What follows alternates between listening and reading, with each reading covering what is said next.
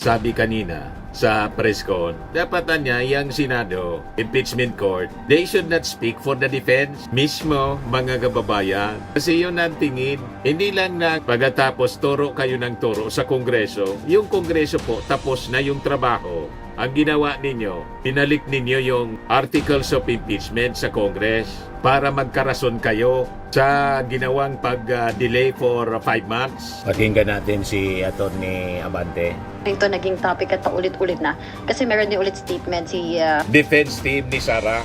Yan ang tono ni Tolentino. Pati si Chis Escudero, lalo na si Bato de la Rosa at si Alan Peter Cayetano. Lahat yan, ang tunog ng kanilang kanilang mga sinasabi sa ombudsman.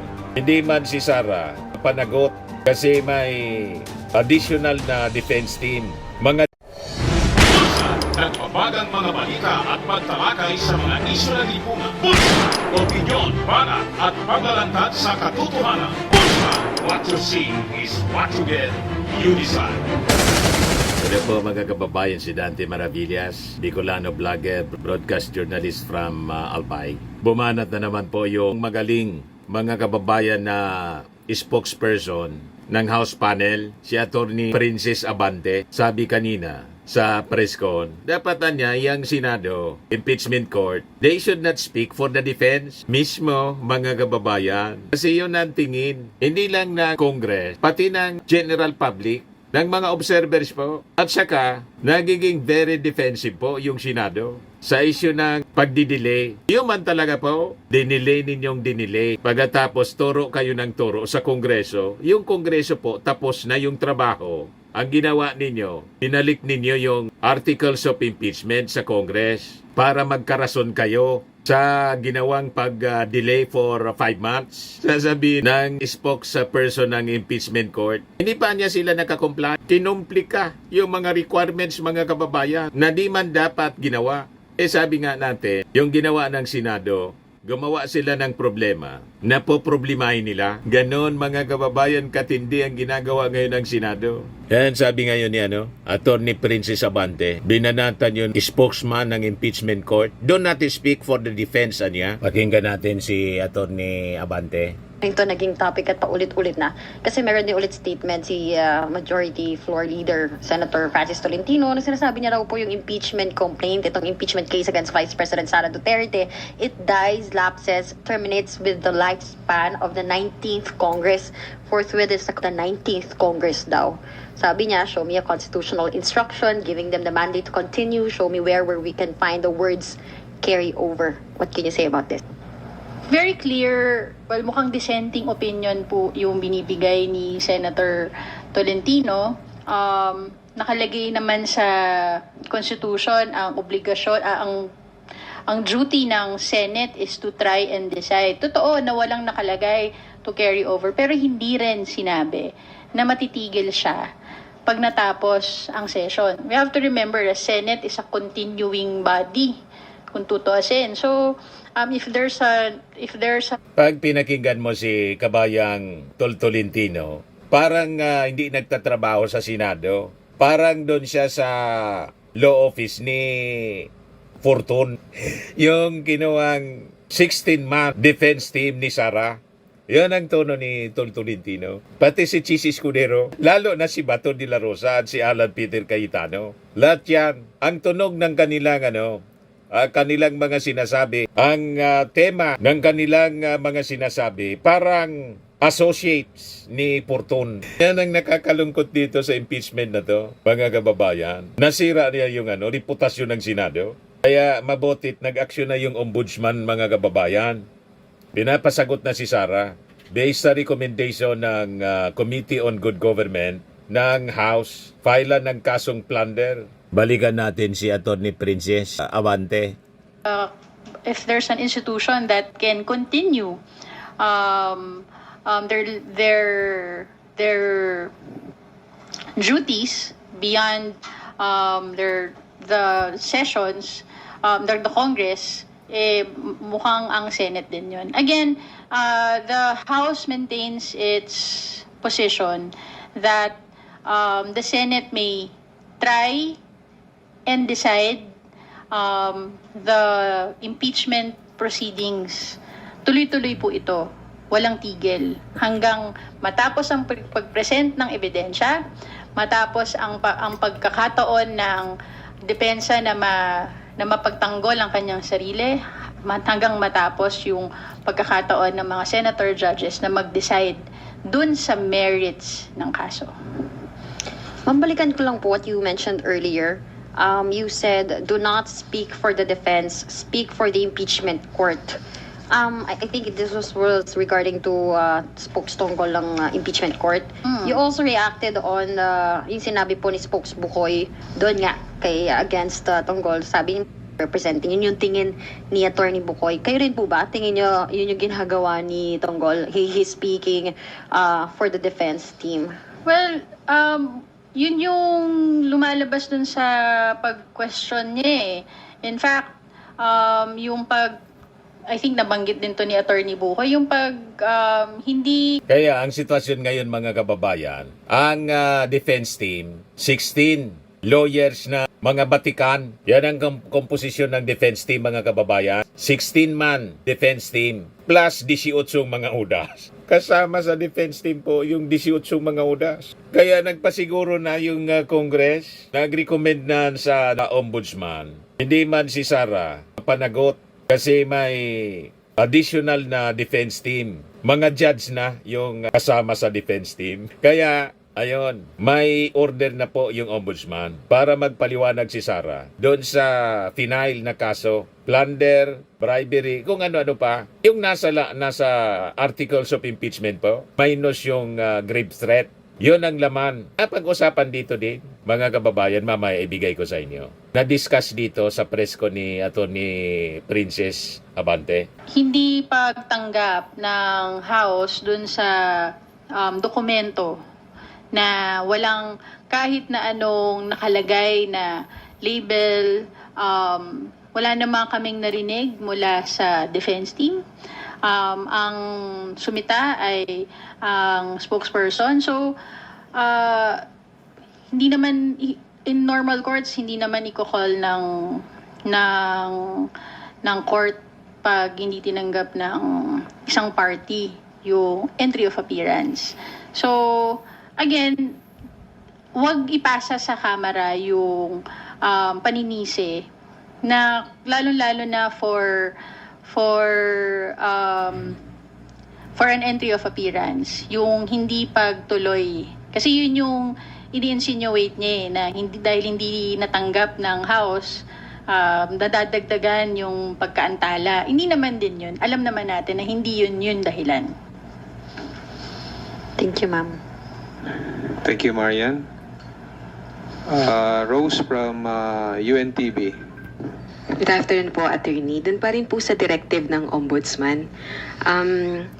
Ito po, nabanggit niyo yung po kanina ombudsman. na hindi po ang House ang complainant. Pero bilang tumugon po yung Ombudsman sa recommendation ng House, Good Government and Public Accountability, your reaction? Kasi June 10 na ipasa, yun pong pag-approve ng plenary. June 17, na-receive ng Ombudsman yung committee report, and after 3 days, they acted upon it. Well, the ombudsman should perform its duty. So, we will see what will happen sa ginagawa nilang investigation. Tama rin po na doon po recommendation ng House po, Walang lusot po, nakalagay si po Sara. yung various Hindi siya complaints na nire-recommend yung ma-file ma-convict? against the Vice President Yes. and Sa her staff. Senado? Tama po ba? Sa Ano nga po Ombudsman? yung Malamang. charges na yun? Basahin ko nasa yung recommendations nasa paragraph 10, subparagraphs A to H. Again, this is not just for the ombudsman to initiate.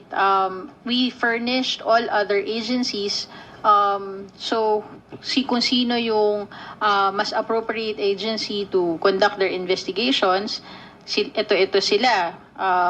Letter A, technical malversation under Article 220 of the Revised Penal Code against Vice President Sara Duterte, SDOs Ms. Acosta and Mr. Fajarda in relation to Article 217 on the presumption of malversation for having used confidential funds for purposes other than for confidential activities.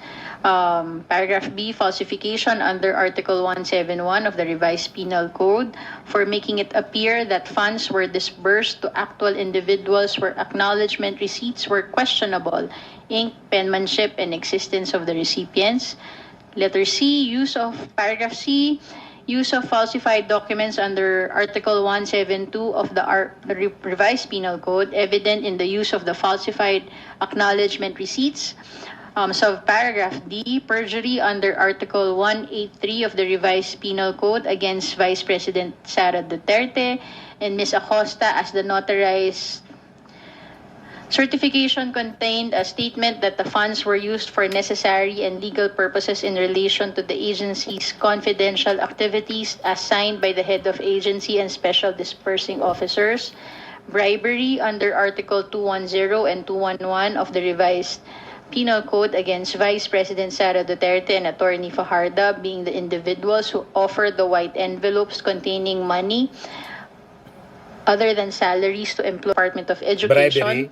Corruption officers under Article 212 of the Revised Penal Code against DepEd employees involved in the illegal disbursement and improper liquidation of subject confidential funds. Paragraph G, plunder under Republic Act 7080 against Vice President Duterte, DepEd officials, Mr. Fajardo, Attorney Fajardo, Major General Mempin, Lieutenant Colonel Nolasco, Colonel La Chica, Yusek Sevilla, and OVP officials, Attorney Lopez, Mr.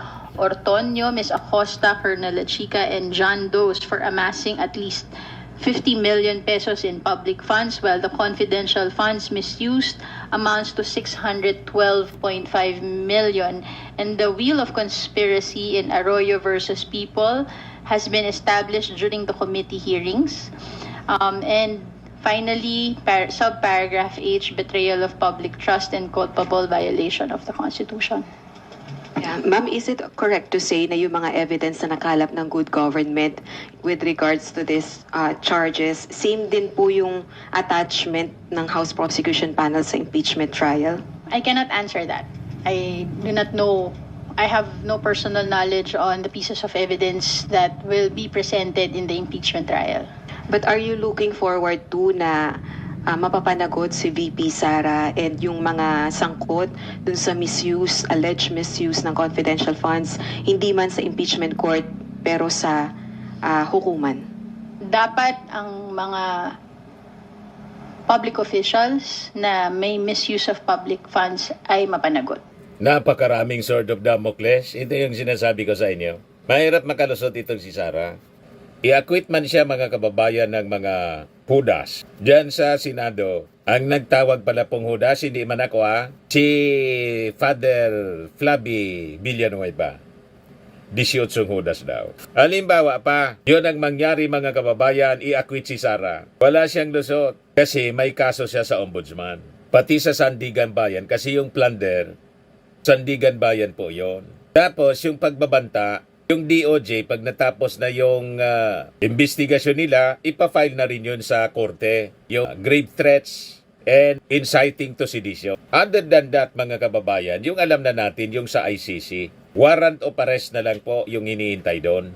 So yun po ang sitwasyon, mga kababayan, ni Sara Duterte. Ngayon, sinasabi ng kampo niya, siya mismo, pati si Amy Marcos, ang dahilan daw ay gusto mawala sa landas ni Martin Romualdez, si Sara Duterte, dahil sa plano na magpangulo sa 2028 presidential election. Malabo po itong mga kasong ito, consequences ng kanyang mga maling ginawa. Alangan man nakagawa ng mga mali dahil may plano siya sa 2028 presidential election, hindi na papanagutin. Walang ganun po. Gumawa ka ng mali, may consequences po, accountability. Hindi pwedeng gumawa ka ng mali dahil may ambisyon ka na maglingkod bilang Pangulo, palalampasin na po. Yun ang mali. Ngayon, kung naniniwala sila na walang kasalanan si Sara Duterte, di i-acquit nila. Di ba? I-acquit ng Senado, ng mga senator judges. Pero kailangan simulan yung trial para maipresenta yung mga ebidensya. Yun ang punto po dito. Yung ginagawa ng Senado, dinidelay ng dinidelay. Yan ang hindi nagugustuhan po ng House. Kasi yung House po, tapos na yung trabaho, ibinalik yung articles of impeachment para humingi ng ibang requirements. Dagdagan. At isisi ngayon sa House yung delay. Ito yung sinasabi ni Atty. Princess Abante. Gumagawa niya ng rason. Alam naman natin na niya kung sino talaga yung nag-delay. Ito yung sa ombudsman po. Reports, and I've seen it on social media. What I can confirm to you is that the plenary adopted the report of the Committee on Good Government and Public Accountability on June 10. And then the committee report was furnished to the ombudsman they received it on June 16. Nita. So it appears that the ombudsman acted upon the recommendation of the committee. What I know is that the House or the committee itself did not file any complaint, but it appears that the ombudsman acted upon the recommendation of the committee. Sa sa heading ng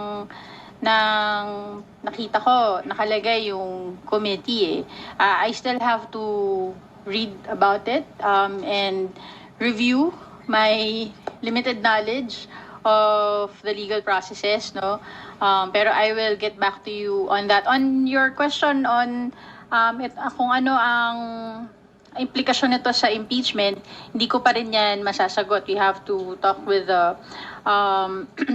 yung legal and also the panel of prosecutors. But just the same, dapat magtuloy-tuloy pa rin ang impeachment trial.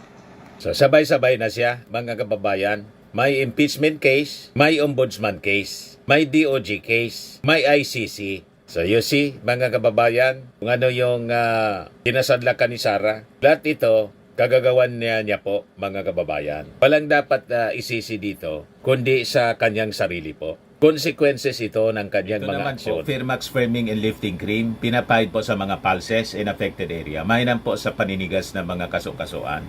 Ito naman po, Automax Radiant Serum. Sa mukha naman yung application, anti-aging po siya. You will look 10 years younger than your age. Sa mga cancer patients naman po, baka lang gusto ninyo itong itry. Neng siya red mixed fruit drink. Hindi mo po siya gamot, food supplement siya. Kaya lang, gawa siya mga kababayan sa goji berry. Yung goji berry, may anti-cancer properties. O ngayon, yung mga inquiries ninyo, dumiritso na lang kayo sa aming messenger sa Facebook para masagot namin agad. Ayos pa? Ayos na ayos niya, Mr. Maravilla. But anyway, ito po pala yung aming bagong product na binibenta online.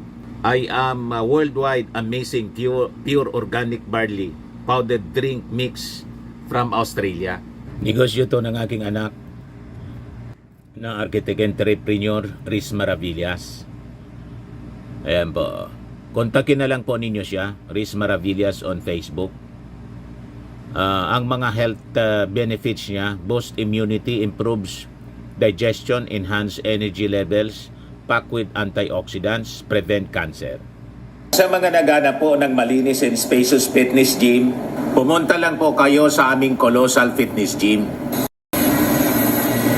May Grab car rental din po kami. Ito naman po yung bago naming product na binibenta online. Eye Glow Serum, whitening po siya. Tingnan ninyo yung epekto sa aking anak na architect before and now. Yung mga inquiries po ninyo, dumiretso na lang kayo sa kanyang Facebook account, Riz Maravillas.